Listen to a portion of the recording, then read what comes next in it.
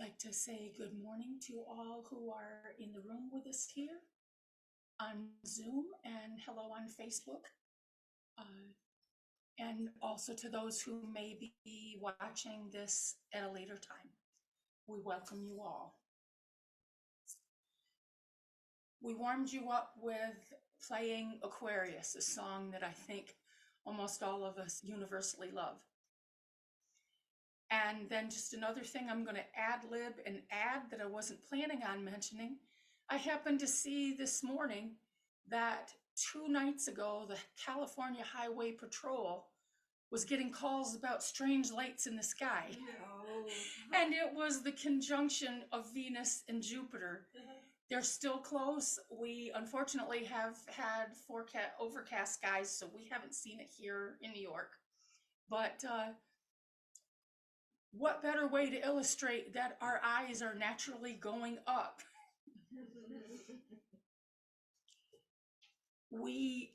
As we read the Declaration of Principles, I couldn't help but think that the second one applied very well to this discussion.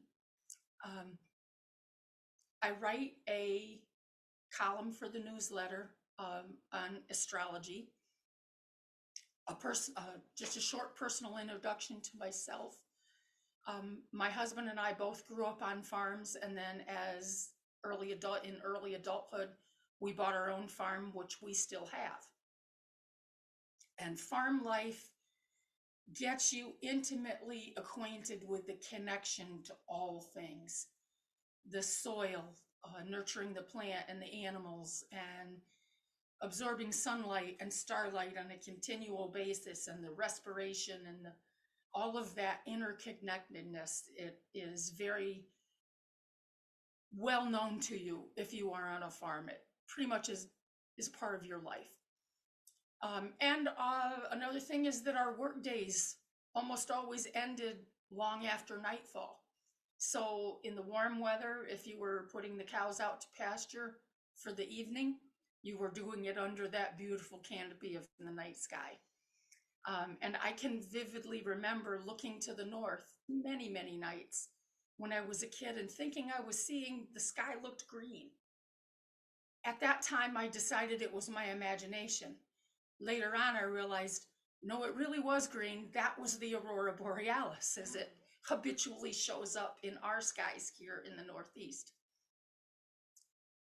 I am very attracted to astrology and studied it on my own because it is a science-based, uses a science-based system, but it also has an evolving, flowing, living form that I consider an art as well.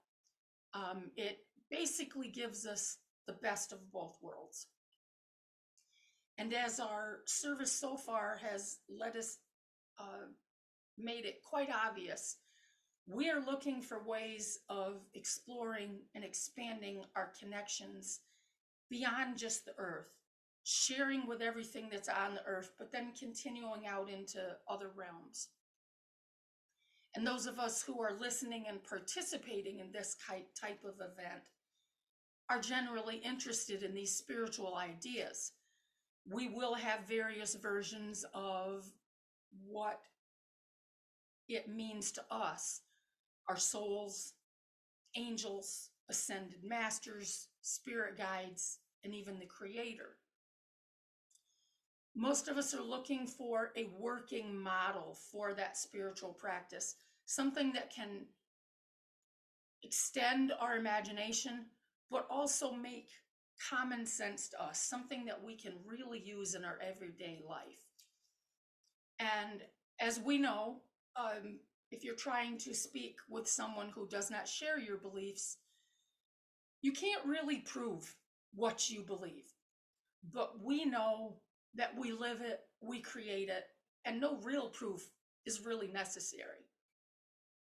Our group also has come to understand that we have studied with different mentors, different philosophies, and we have a slightly different spiritual language, but we've recognized the similarity of those paths, and we have come to really respect the slight variations in our beliefs, and the longer we go, we find that they all really blend quite well together. That often we are talking about the same concept, simply using different spiritual language.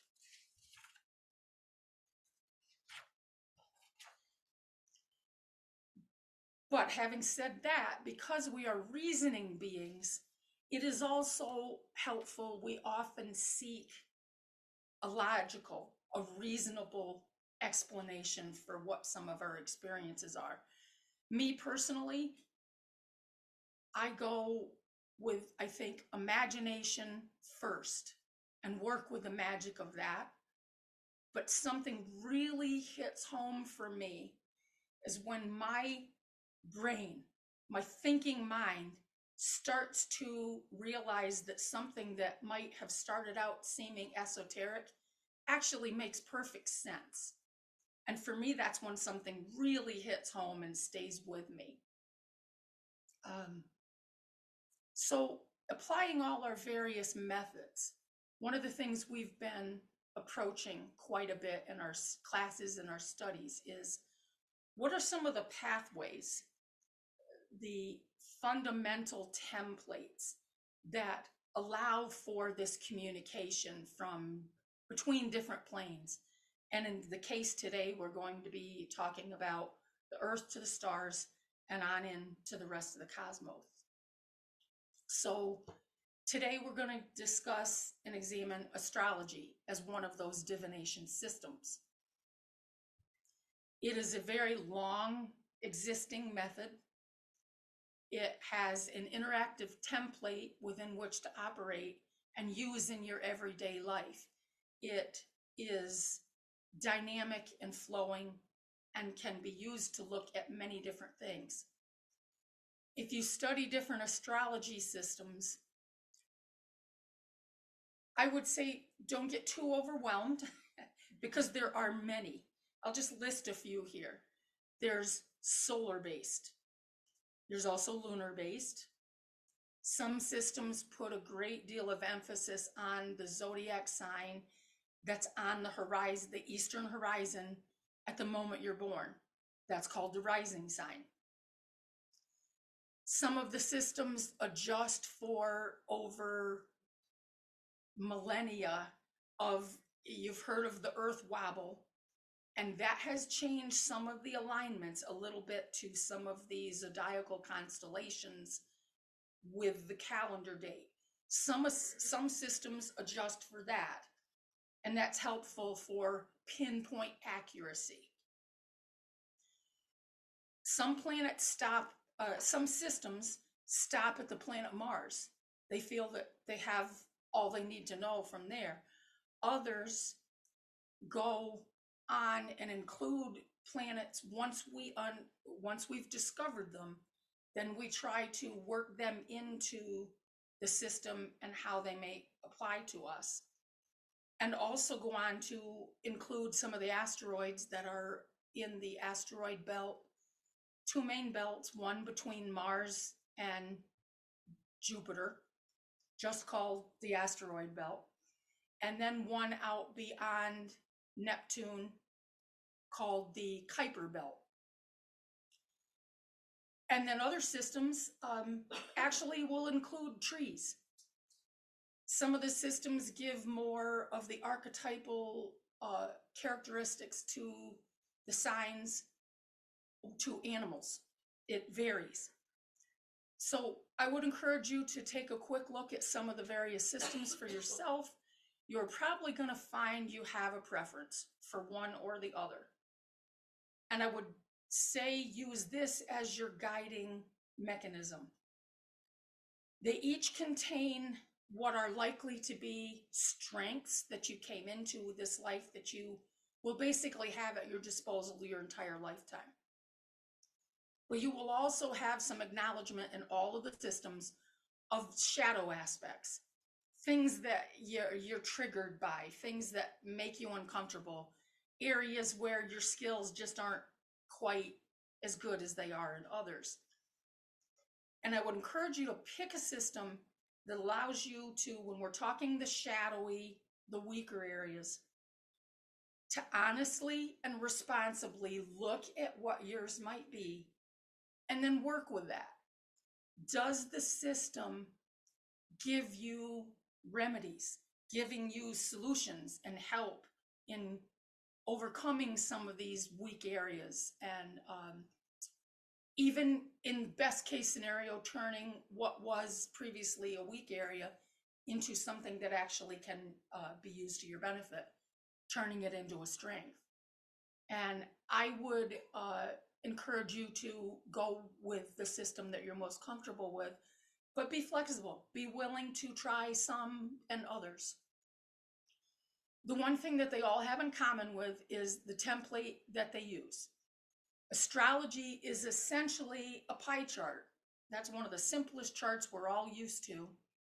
It is superimposed over our solar system and then out into the immediate galactic surroundings. It's divided into 12 parts, base system 12. The 12 parts are referred to as the houses, and they contain common life themes from your personal characteristics and preferences. They go on to family and relationships, your career, how you interact with groups, and right on up to cultures and the world at large. And the house systems are laid out that some happen earlier in your life and others take place later in your life. They will give you basic guidelines. What they are for the house systems is how a different planet might show up in your particular chart as opposed to somebody else's. The signs, the zodiacal signs, which most of us are familiar with, even if you can't name all of them, you know a few of them. And the planets, they have been assigned, basically it's a study of archetypes, personality traits. That is what has been assigned to the various zodiac signs and the planets. The part that is interesting here is some of the further adjustments. Now, some of those planets you have areas where they operate very, very well. That is called, each planet has an area where they call it a rulership. And then another section of that is exaltation. What this basically means is these are signs within the chart, areas within the chart where this planet can operate at its greatest capacity. And most of us will be lucky enough to have a few planets in rulership and exaltation in our chart. What I like here is what we have been talking about, that one of the basic precepts of the system is working with the elements. The zodiacal wheel has the elements alternating. It starts with Aries, which is fire. It goes from fire to earth to air to water, and then repeats the sequence all throughout the calendar year. I didn't know that. Yes, That's cool. yes. All throughout the calendar year. Diana just said that was something she was not aware of. Can you repeat that again, because it's an important point? Yeah. Okay. I've been asked to repeat this. The systems, each zodiac sign is assigned an element. They are fire, earth, air, and water. They go around the zodiac wheel. It follows the calendar year, not completely. We're not talking 1st to 30th, as we know that the zodiac signs change signs around the 21st of each month. But it's a natural ebb and flow of the earth elements that we are all made of and deal with on a constant basis. The other part about the flow is that there is a triplicity of expression. And this is describing a typical response to a native stimuli, also assigned to the zodiac signs. And there are three. They are fixed, mutable, and cardinal. Fixed is pretty much what it says. You tend to believe strongly in what you believe in, and you don't easily topple off your opinions in those positions. Mutable is just the other, well, we won't use the word extreme. That doesn't really apply. But a mutable sign tends to be flowing and receptive and willing to try several different things, an experimenter. And then the third triplicity is cardinal signs. They are assigned to the beginnings of each season. Those are the cardinal signs. And they tend to be more action-oriented and leadership-oriented. But what I think might be somewhat obvious to you from this, and I'm sorry, I'm moving a little bit, but I'm kind of doing that ebb and flow motion with my torso. I didn't realize I was, but I am. What I like about this system is that it does not stagnate. It does not leave you dealing with a strength that you might burn out from, or a challenge or a shadow aspect that might get you very discouraged if it never ends.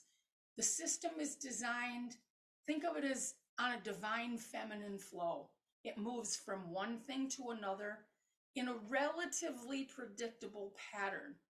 Now, the reason I say relatively predictable is I think by now probably all of us have seen some of the return images that the Webb telescope is sending us. We're learning every single month how much more is out there, how much we don't know yet. So that's where I say relative when I say the predictability of it. I prefer myself the systems that add the asteroids and the asteroid belts, the outer planets, and the fixed stars beyond that. And there is a few particular reasons why I recommend them and I prefer them. Is in the history of science, in the history of human study, as we understand more, we expand our thinking, we expand the reach of that understanding, and we do our best to incorporate that new knowledge into the system we're using. That's what happens when you extend out and you include the asteroids, the fixed stars, and the outer planets.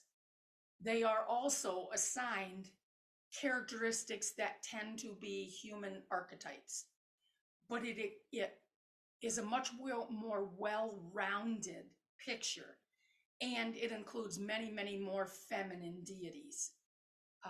The early assignments of archetypes were pretty heavy on the male side. The later ones have been heavier on the female to try to find that balance. So when I discuss the expansion of this, I want you to keep this pie chart in mind. We'll come back to it in a little while. So you might wonder, how might this be useful to you? And what information is available to you to use in your life? And the main thing that everybody starts with is your birth chart. That is a snapshot, a still shot of what the stars and planets were in the heaven at the moment you were born.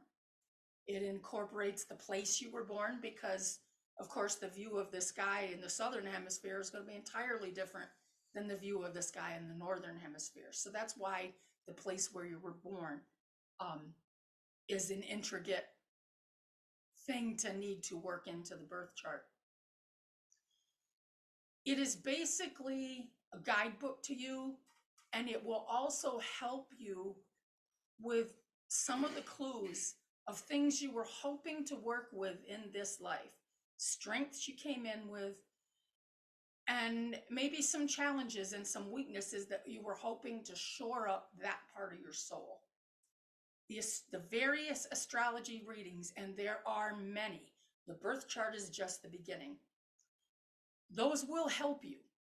And what they will also do, one of the main things of astrology, is in helping you with divine timing.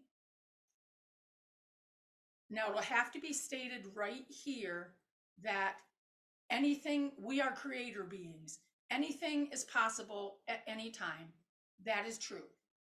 But what is also true is that there will be times when you have windows of opportunity where you will be able to receive the results you're hoping for easier, feeling like you have a partner working with you and behind you. And other times, if you try to do that very same thing, the effort needed to reach the goal, or what it will take out of you, will maybe be more than the endeavor was worth. That's one of the things astrology can help you with, in the proper timing to attempt some of your life goals.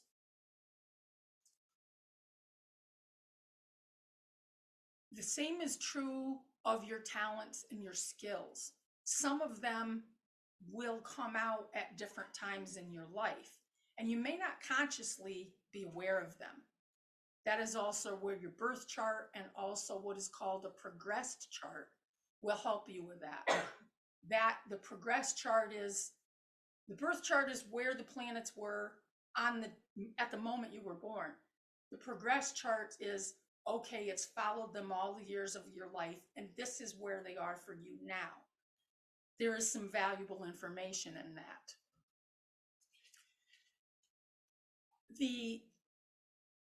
One of the most important things that I would like you to be aware of, you may or may not be aware of this, astrology as a system was first credited to Babylonia in the year 3000 BC, so essentially 5,000 years ago.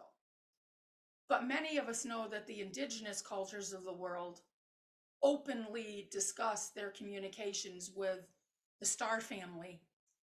And I'm going to suggest that their form of astrology and astronomy has been in actual function for a great deal longer than that 5,000 years. So here's where I'm going to encourage you to get creative with this. And that is going to be to say, use astronomy as well. Simply go out and look up at the sky. Do it on a fairly regular basis. I can almost guarantee there is a certain place in the sky your eyes are going to habitually go. As I say that, probably several of you already have the area, you know it. You know where you always habitually look. There's information for you there. That's not I do not believe that is random. So even, here's what I'm going to suggest to you. Even if you don't know the name of the constellation or anything about where you habitually look up in the sky, that's not necessary for you to know that, for you to receive messages. Meditate or prepare yourself in whatever way you feel comfortable that works well for you, and then ask your questions and be receptive. Listen to your messages. And I would strongly encourage you that your messages may differ. If you then look up the astrology system, you may have a different message. I would encourage you to go with a message that you received directly. You are just as capable of receiving divine information as anybody else, and it does not have to be within a system. I would say completely trust that. So then, in closing, I'd like you to keep some facts in mind. These are accepted scientific facts.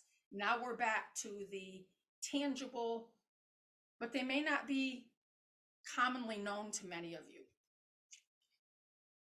First one, our Earth receives hundreds of meteorites every single day. They fall through our atmosphere, they break up. They don't always break up. Sometimes they're found as meteorites, but they work into our soil, our water. They're filtering down through our air, literally become part of the soil. It is stardust. The comets and the meteor showers that happen every year on a predictable basis are from previous comets that we've known, and they circle back around, several of them, every year. They leave dust and ice particles in the atmosphere that eventually works its way down to us. So you see, we're always receiving new information, but we don't know what we don't know. This one intrigued me when I first learned it. Our sun, the local sun that you look up at the sky, it sends approximately 100 billion subatomic neutrinos through your body every second of the day. And when you add the galactic area that is surrounding our solar system, you add that in, you get over 100 trillion of these subatomic neutrinos passing through your body every day. What science thinks it knows now is that it does not interact with our body, that the particles are too small in nature. But we in metaphysics who study energy fields, I would say that it's almost impossible to imagine that all of these neutrinos are not interacting with and affecting our energy fields. And then another thing that you probably will have heard the phrase music of the spheres. That originated with Pythagoras. And he suggested that the solar winds, that as they were passing the planets in our solar system, created musical notes. And he actually thought that the musical scale was based on these solar winds and the noises they're making as they pass the planets. Later on, Kepler also supported that theory. But with these facts that I've given you, along with everything that we don't know, I think it's safe to say you can be assured that you have constant interaction with the universe. And here's where I bring in the magical and the imaginative. Who's to say it isn't divine? Who's to say it isn't magical? I believe it is. And I would invite you to consider that as well. So I've brought into the presentation concepts beyond your normal everyday thinking, mentioning imagination, mentioning magic.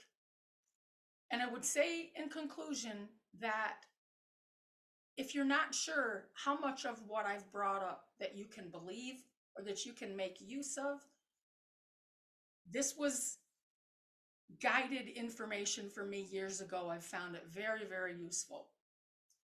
And that is a good place to start when you're not sure of what you believe, is to begin with suspending disbelief. Be open to what you don't know yet.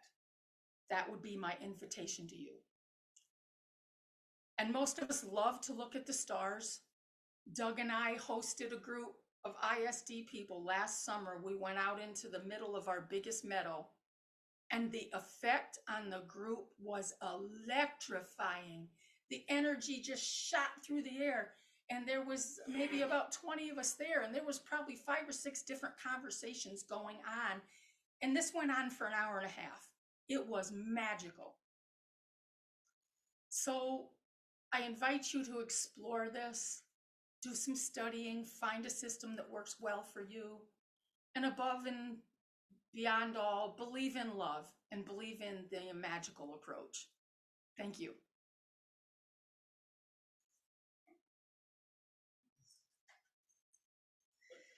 Thank you, Connie Yeah, it Lull. was wonderful. Yeah, Thank you. and we'll say goodbye to Facebook for now. Come visit us at isdoneonta.org and see what we're up to. Hope to see you next time.